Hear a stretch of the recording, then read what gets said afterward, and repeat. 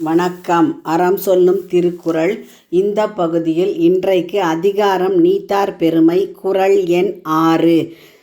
செயற்கரிய செய்வார் பெரியர், சிறியர் செயற்கரிய செய்கலாதார்.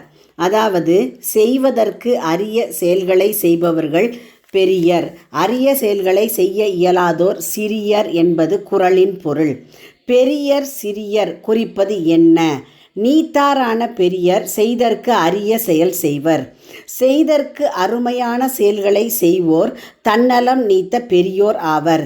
அரிய செயல்களை செய்ய மாட்டாதவர்கள் சிறியார் ஆகிறார்கள். நீத்தார் பெருமை அதிகாரத்தில் சொல்லப்பட்டுள்ள நீத்தார் என்பவர் தன்னலம் நீத்து பிறர் நலன் கருதி நற்செயல்களில் ஈடுபடுபவர்கள் ஆவர். அந்நீத்தார் செயற்கரிய செய்வர் என்கிறது குறள். அரிய செயல்கள் எல்லாம் பொது நலன் நல்கும் செயல்களே ஆகும். அச்செயல்கள் செய்யும் நீத்தாரை பெரியர் என அழைக்கிறார் வள்ளுவர். தன்னலம் துறந்தோருக்கு செயற்கரிய செயல்களை மேற்கொண்டு முடிக்க இயலும் என்பது கருத்து. நலிந்தோர் குறை தீர்த்தல், நீதிக்காக போராடுதல், அறிவியல் சாதனை புரிதல் இன்ன பிற அரிய செயல்களாம்.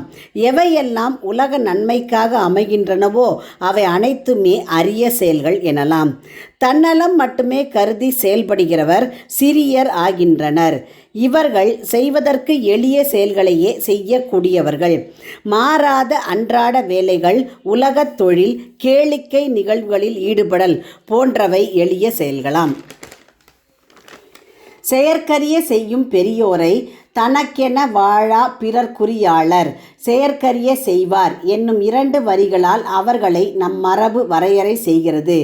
வையத்துள் வாழ்வாங்கு வாழ்வார், வானுரையும் தெய்வத்துள் வைக்கப்படும் என வகுக்கிறது.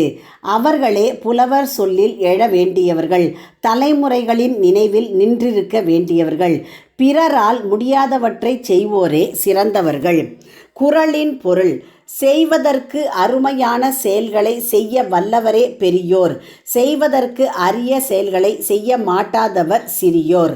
மீண்டும் குறள்: செயற்கரிய செய்வார் பெரியர், சிறியர் செயற்கரிய செய்கலாதார்.